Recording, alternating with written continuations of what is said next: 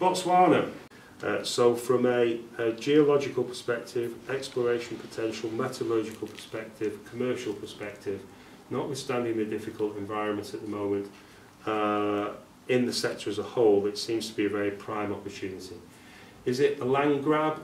Well, it would be, but for the fact that we're planning to commence work on the licenses very shortly. The key to this is that we push this forward in terms of technical knowledge and understanding as quickly as we can and as much as we can. The more data we can collect about the licenses, and we have a lot already based on MOD's historical work, the more data we can collect and the more widespread the mineral system we can demonstrate, then the higher the value when the time comes when people start to look at this type of copper project again seriously. But from all different angles and perspectives, it's ticking all the boxes commercially and geologically. And we have committed 70,000 quid to acquiring our interest in it, which is quite unusual. And then we have our third asset, which is Spain. Spain is run by a company called MEN Finland, MEN Finland. It's a bit unusual, but they've been working in Spain for a few years. They started working in Finland and decided Finland was too cold in the winter and they needed somewhere warm. Literally. So they started to look somewhere else they could send their field team to. And they came across Spain. They have a couple of Spanish geologists who are also very knowledgeable of the licensing processes in Spain. And we acquired a right to earn into 50% of the Logrosán project, which includes 3 licenses, gold and tungsten focused in Logrosán itself, Zarita and San Cristobal. They've undertaken a large amount of surface work over the last few years. They've done some sampling, some trenching and various kind of bits and pieces at surface, but they've never penetrated the ground in any serious way, so we bought them a little drill rig.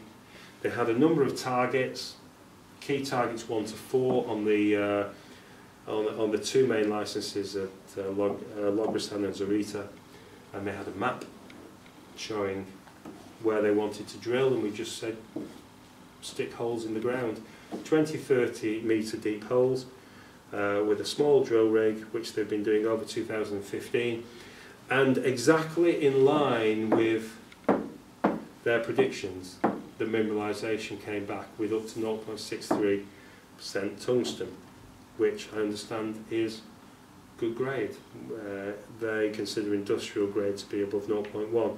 So we're finding good high-grade tungsten. We found our first gold in the Zarita license recently, and we publicised that. But the key thing for us at the moment is the tungsten. They believe the tungsten goes to some great depth, but we don't know. So in 2016 we have to punch a few deeper holes. If we find the tungsten at depth, we have a very, very attractive asset in Spain. So we've got, as I say, a potentially substantial production opportunity, which could be classed as near term, although everyone argues about what near term means. Some people think it's next week, but we're looking at a couple of years here. We've got an asset which one would hope within a couple of years, as the sector turns around, could have quite tremendous value.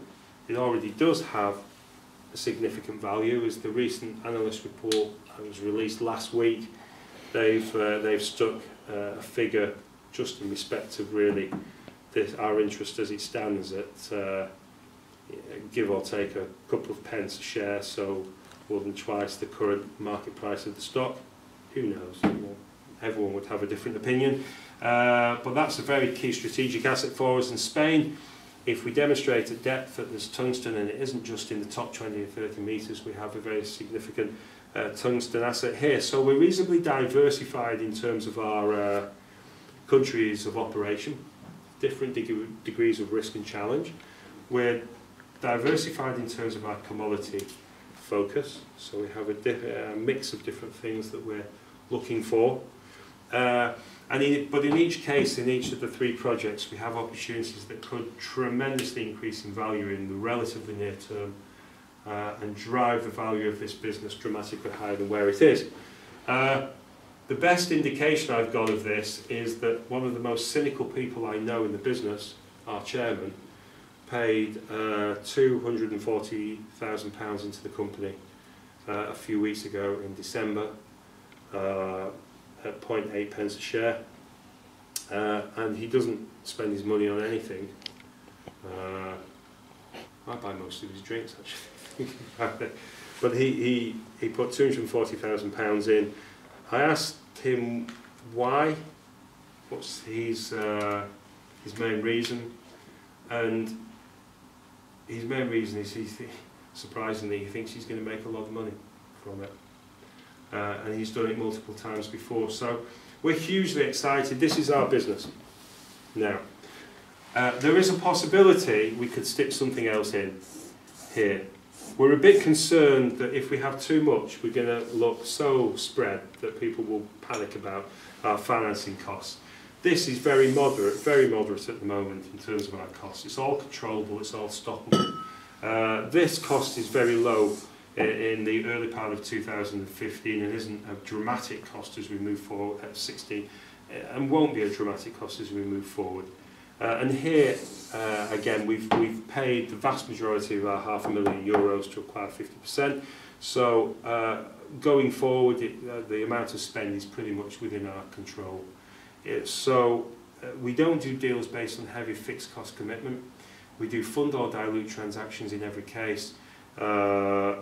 We can stop our expenditure if we need to, whether that be central costs or operational costs.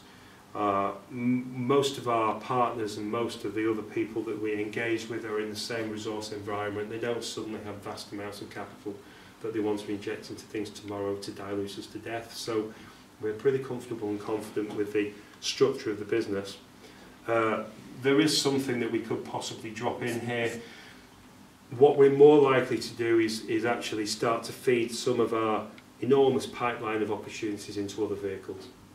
And at the moment we have strong relationships with a couple of, dare I say, ISDX vehicles, but the majority of our discussions are with AIM vehicles that are looking for new directions and opportunities. So because primarily Terry, but also through London, through our own connections, we have so many different opportunities, we might start to farm them into different companies and then take equity positions in exchange for the providing them with new opportunities, because it all builds the underlying value of the company and gives us extra working capital. We'll carry on our trading and we'll make money where we see an opportunity, but we will not publicise. We'll do it with half year and full year, but in all of our discussions going forward in the market, we're going to be focused on these areas of operations. All of them will be active and operational in 2016, and there'll be news flow coming out to market. And if we fall fortunate with any one of these in the next couple of years, our investors should make a lot of money. If we're lucky enough to get two of these into significant advancement, then we'll make a tremendous amount of money. And if we get all three, then it will be too much to believe. Do you think the company's taking a different direction now from what you've just mentioned? 100%. From like Big, 2 years big ago, shift, what you were doing? Yeah. So now looking like a mining company. We always raise when we don't need it, so that we're comfortable, and it's the best time to raise money.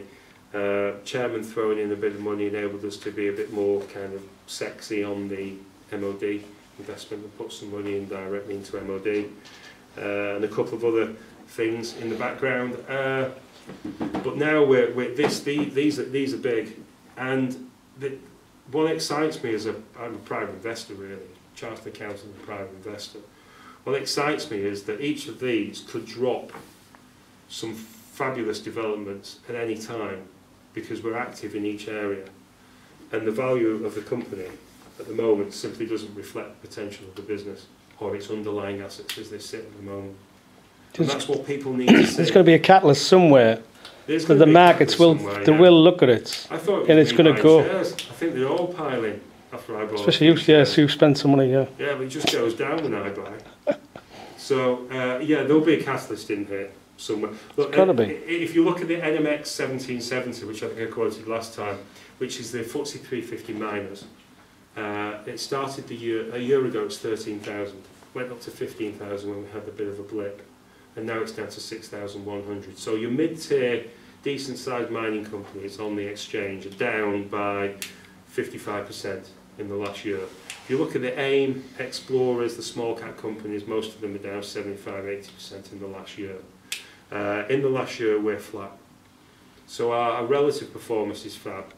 Our absolute performance is about as demoralising as you could imagine, because you're bolting on these things here and you're doing the work. I mean, Botswana started in August when I first did the original transaction agreement was August, and it took months to go through the due diligence. And you do all that work and you know you're sat potentially on something that's life-changing personally with the investment in the company. And you release the information to market, and because when it gets released the market's on a bit of a downer, there's no reaction. I noticed someone on the discussion board, someone sent me a quote, someone saying they're a bit upset because the share price hasn't moved, and they're thinking, you know, maybe they need to look somewhere else. And actually our relative performance versus the market's brilliant. Absolute is flat, and I don't believe it's going to stay flat. I just can't.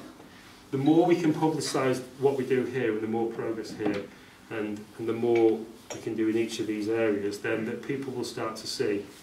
Now we may need to do some bit of corporate trickery in terms of if this suddenly becomes dramatic, if our initial drill data comes back and demonstrates what we think is there and the size and magnitude of this, then we might need to think about, blimey, that, you know, this is enormous and is worthy of its own vehicle and so on.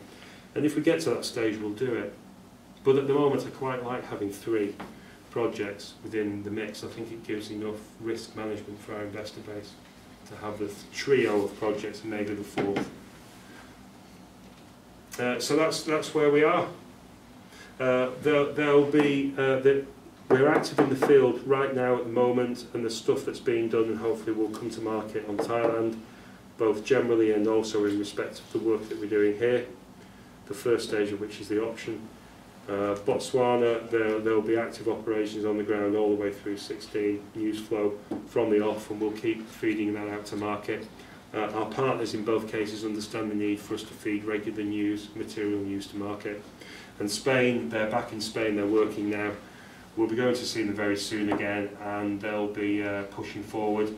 If we can augment our interest and add more in each of these areas, we'll do it, but our acquisitions now will be focused on the 3 key projects areas and the 3 countries, building on the existing team that's in place.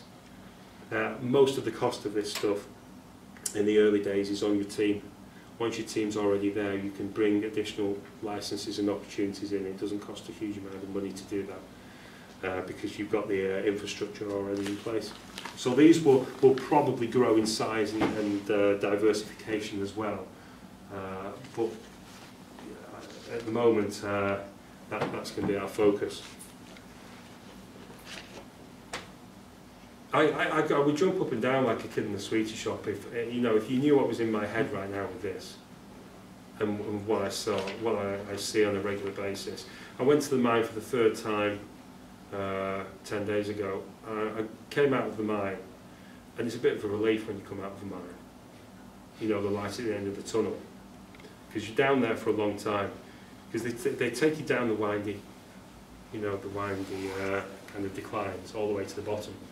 And at the bottom there's a 2 kilometre long straight road where all the trucks take the ore, because they dig the ore out and drop it down holes into a pile at the bottom, and then the trucks go along the road and pick up the ore and take it out. And when you actually come out, it's quite nice because Thailand's 35 degrees at the moment. It's winter, so it's quite cool. You go down, it's 20, 22 degrees. It's quite pleasant. And the enormity of this thing just gets you. And I said to the team, it's the 3rd time I've been down, and I feel just as excited about the potential here as I did the 1st time. It's an amazing thing. And what the problem is, you sit in these kind of dark room on a cold Walsall night and you just can't picture it. So we're doing some stuff at the moment some media stuff for each of these big projects, to try and take people inside and show them the kind of stuff that we're doing. And I assure you that if you actually saw this yourself and the other stuff that we're doing as well, and chatted with the teams and so on, you would be jumping up and down with excitement the same as I am.